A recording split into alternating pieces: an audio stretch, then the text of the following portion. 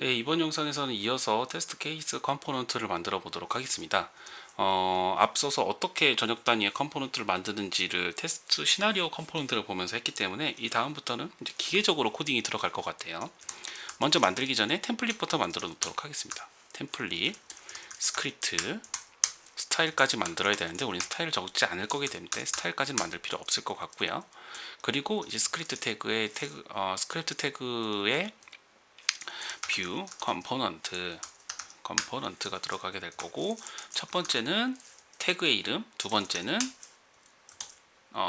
뷰 인스턴스에 여러 가지 옵션들을 적게 될 거고, 여기는 테스트 케이스라고 태그명을 적도록 하겠습니다. 그리고 뷰 인스턴스의 옵션에는 이제 템플릿이 하나 들어갈 거고, 여기에는 동일하게 테스트 케이스라는 이름을 적을 거고요. 그리고 이 테스트 케이스는 여기 있는 템플릿 태그에 매핑이 될 거기 때문에 여기 아이디를 테스트 케이스라고 적어주도록 할게요.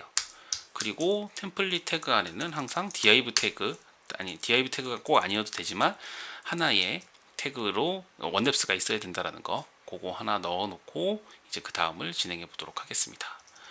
그리고 얘 같은 경우에 테스트 케이스도 화면에서 보면 똑같아요. 테스트 케이스의 케이스명에 따라서 테이블인데 거기 케이스가 매핑되어 있는 시나리오가 매핑되어 있을 뿐인 거죠. 그러면 요거들을 한번 해보도록 할게요. 여기도 데이터를 마찬가지 넣을 거고요. 그 다음에 이런 식으로 넣을 겁니다. 테스트 케이스 리스트가 될 거고, 이 얘는 배열 형태가 되겠죠. 이건 지워야 될 거고, 안에의 각각의 로는 tcid 테스트 케이스 id tc1이라고 적고, tc name, 그리고 여기는 케이스 1, 그 다음에 이게 매핑되어 있는 ts id를 하나 적어줘야 돼요. 어디 ts1 이렇게 적을 거고, 요게 뭐 한 4개 정도 있다라고 보죠. 케이스는 각각 1, 2, 3, 4, 케이스 명도 1, 2, 3, 4. 이랬을 때 1에 2개 매핑되어 있고 2에 하나, 3에 하나 이렇게 매핑을 한번 시켜보도록 할게요. 얘도 그냥 테이블로 화면에 보여주면 되니까 테이블 태그를 통해서 화면에 뷰잉을 해보도록 하겠습니다. 테이블 태그는 헤드와 바디가 있고요. t 바디가 있고, 헤드는 단일로니까 이렇게 세 가지 컬럼이죠. 그럼 여기는 첫 번째는 뭘까요? 케이스 아이디, 그 다음에 케이스명, 그리고 세 번째는 시나리오 아이디가 되겠죠. 시나리오 아이디. 그리고 t 바디에는 이제 각각의 로어가 있을 거고, 그 로어의 각각의 행은 이제 4개, 하나 둘 세 개죠. 3개가 될 건데, 이 로가 v4 디렉티브로 여러 번 반복되게 되겠죠. 이 v4 디렉티브로 반복되게 될 거고, 반복되는 배열은 테스트 케이스 리스트일 거고, 테스트 케이스 리스트를 불러와서 각각 하나씩 테스트 케이스에 넣을 거고, 테스트 케이스에 넣은 거는 여기에 각각 이런 식으로 이제 표현을 해줄 거다. TS name, 그 다음에 TC name, TC ID, TC name, TS ID를 출력할 겁니다. 그리고 항상 v4 디렉티브에는 키 어트리뷰트를 vbind 하라고 했고, vbind 이때는 키가 tc id로 볼 수 있으니까 tc id로 적어주면 되겠죠. 이렇게 되면 컴포넌트 케이스, 그 테스트 케이스 컴포넌트까지 이제 끝나게 된 거예요. 그 다음에 이어서 테스트 실행 컴포넌트를 만들어 보도록 하겠습니다. 얘도 마찬가지로 템플릿부터 만들게요. 이제 구조부터 만들어 볼게요. 이렇게 만들고, 스크립트 태그는 이제 마찬가지 똑같겠죠. 이제는 이제 세 번째 반복하는 거니까 컴포넌트에 이런 식으로 될 거고, 태그 이름은 테스트 익스큐션이라고 할게요. 우리가 아까 그 구조도 봤을 때 있었던 테스트 익스큐션이라고 넣을 거고, 여기에 템플릿은 마찬가지로 샵에 동일한 이름으로 넣어 주도록 하겠습니다. 그럼 여기에 아이디를 테스트 익스큐션이라고 넣어야 되겠죠. 템플릿 아이디에는 div 태그를 다 걸어줬어야 됐었고, 그러면 이제 이 안에다가 이제 적을 건데, 한번 아까 다시 한번 그림을 볼까요? 죄송합니다. 이 그림에서 테스트 익스큐션은 테스트 시나리오와 테스트 케이스를 가지고 있다고 했어요. 근데 우리 테스트 시나리오와 테스트 케이스는 각각 지금 컴포넌트를 만들어 놓은 거잖아요. 화면상으로 보이는 것도 테스트 시나리오 하나 있고 테스트 케이스 하나 있고 그 다음에 실행 버튼 하나 있고 세 가지가 다예요. 익스큐션은. 그렇기 때문에 우리는 이 컴포넌트들을 재활용할 수 있습니다. 그러니까 조합할 수 있다는 거죠. 조합을 한번 해볼게요. 이제 여기서 우리가 앞에서 만들었던 테스트 케이스를 외부에서 태그 형태대로 쓸 때 어떠한 이름으로 쓸 거냐, 테스트 케이스라는 이름으로 쓴다고 여기다가 정의를 해놨었어요. 여기다가 정의를 해놨고 이거를 이제 우리가 쓰게 되는 겁니다. 여기 샵 붙어 있는 거는 템플릿 태그에 매핑된 어떠한 템플릿 태그 매핑되는지를 위해 쓰는 거고, 테스트 케이스는 여기 첫 번째 파라미터인 테스트 케이스는 태그명이라고 보시면 돼요. 그래서 우리가 쓸 거는 테스트 시나리오. 이렇게 되면 테스트 시나리오 위에서 맨 위에서 했던 테스트 시나리오 컴포넌트가 그대로 여기에 그려지게 되는 거죠. 그러니까 테스트 시나리오에 있는 요 템플릿 안에 있는 내용이 저 위치에 임포트 된다 라고 보시면 될 것 같습니다. 그럼 마찬가지로 테스트 케이스도 마찬가지로 두면 되겠죠. 그리고 마지막에 버튼이 하나 있었죠. 실행이라는 버튼이 있었으니까 실행이라는 버튼을 이렇게 만들어 주면 테스트 실행 컴포넌트는 테스트 시나리오와 테스트 케이스 버튼으로 만들어지게 되는 겁니다. 이처럼 우리가 컴포넌트의 장점, 컴포넌트 개발의 장점을 할 때 재사용성과 그다음 렌더링이 최적화라고 얘기를 했었는데, 이처럼 우리가 컴포넌트를 개발한다는 거는 하나의 커스텀한 HTML 태그를 만든다는 거고, 이 태그를 사용함으로써 우리가 그 컴포넌트를 재활용할 수 있게 되는 거예요. 그래서 예를 들어서 우리 테스트 실행에서만 테스트 시나리오를 썼지만 다른 컴포넌트에서도 테스트 시나리오를 쓰는 쪽이 있다라고 하면은 그 안에다가 내용을 다 적는 것이 아니라, 코딩하는 것이 아니라 얘를 이런 식으로 여러 번 반복해서 쓰면 되는 거죠. 그럼 재사용이 이런 식으로 모듈 형태대로 재사용이 된다라고 볼 수 있습니다. 근데 여기서 이제 전역 단위의 컴포넌트 개발할 때 단 한 가지 주의해야 될 사항이 있는데요. 그게 뭐냐면, 우리가 컴포넌트 이름을 태그 형태대로 이 테스트 케이스를 적겠다라고 이렇게 적었지만, 사실상 여기서는 컴포넌트 이름을 적을 때는 대소문자를 구별을 하는데 여기 태그 형태대로 쓸 때는 대소문자를 구별하지 못합니다. 전역 컴포넌트로 개발할 경우에만. 나중에 단일 파일 컴포넌트는 그렇게 웹팩이나 이런 것들을 통해서 자동으로 치환이 되기 때문에 사용을 할 수가 있는데요.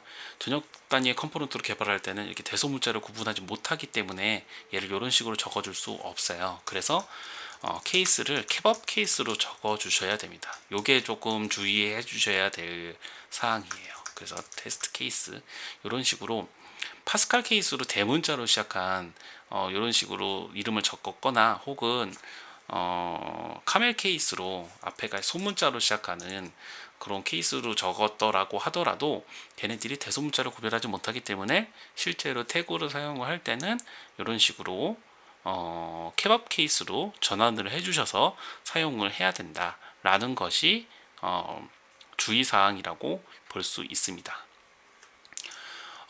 그러면 테스트 실행은 이제 테스트 시나리오 컴포넌트와 테스트 케이스 컴포넌트를 각각 조합해서 하나의 새로운 또 컴포넌트를 만들게 됐다라는 것을 확인하실 수 있게 되겠죠. 그 다음에 이제 이어서 테스트 히스토리 컴포넌트도 한번 만들어 보도록 하겠습니다. 얘도 마찬가지로 스트럭처를 먼저 잡아 놓고요. 스크립트 이런 식으로 잡아놓고, 테스트 히스토리도 마찬가지죠. 테스트 히스토리는 아까 보여줬던 이 화면의 실행 내역이고, 얘도 마찬가지예요. 케이스 아이디, 케이스명, 시나리오 동일하게 됩니다. 여기는 제가 예제를 잘못 적어놨네요. 시간하고 일자랑 시나리오 아이디를 적었어야 되는데, 이 부분은 다시 수정을 할게요.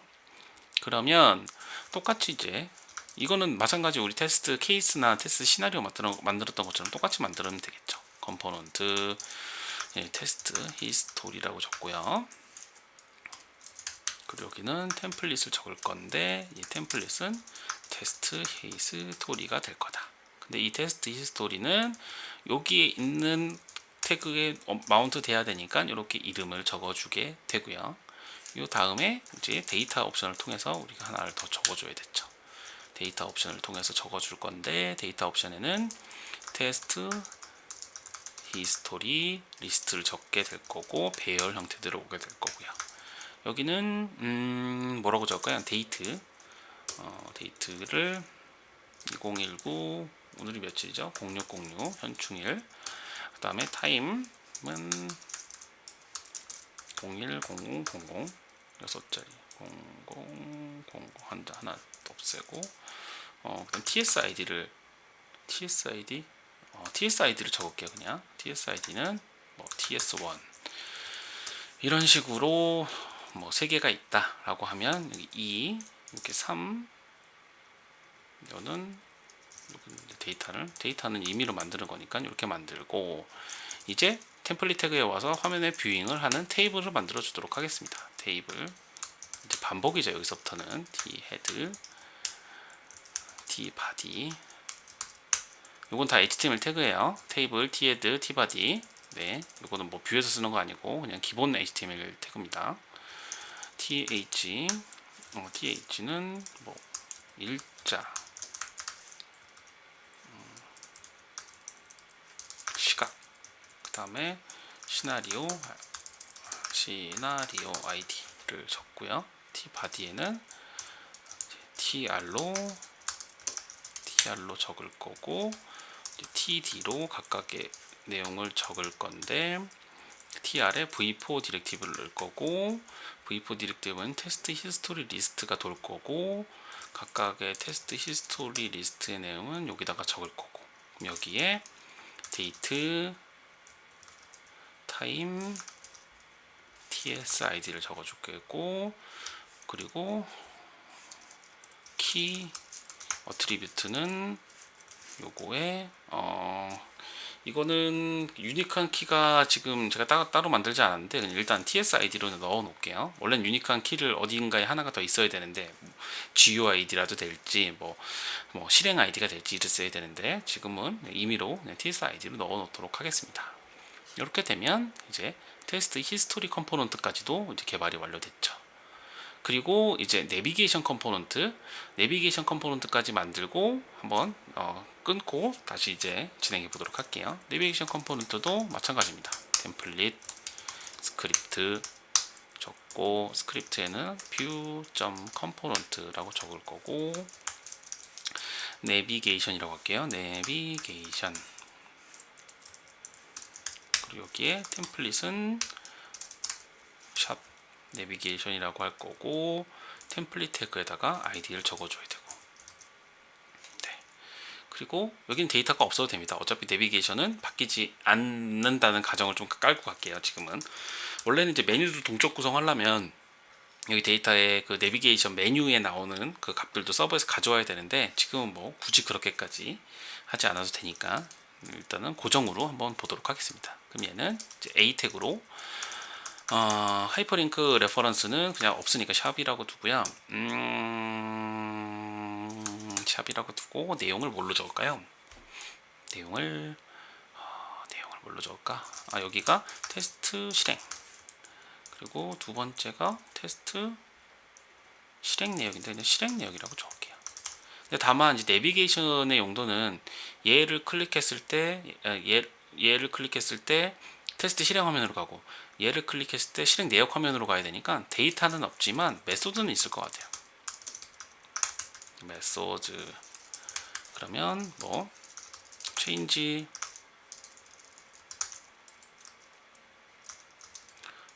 test execution 이란 함수 그러니까 얘를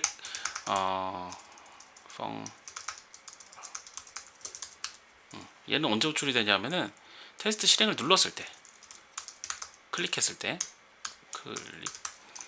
호출되도록 매핑을 시켜주고 그 다음 실행 내역은 똑같이 change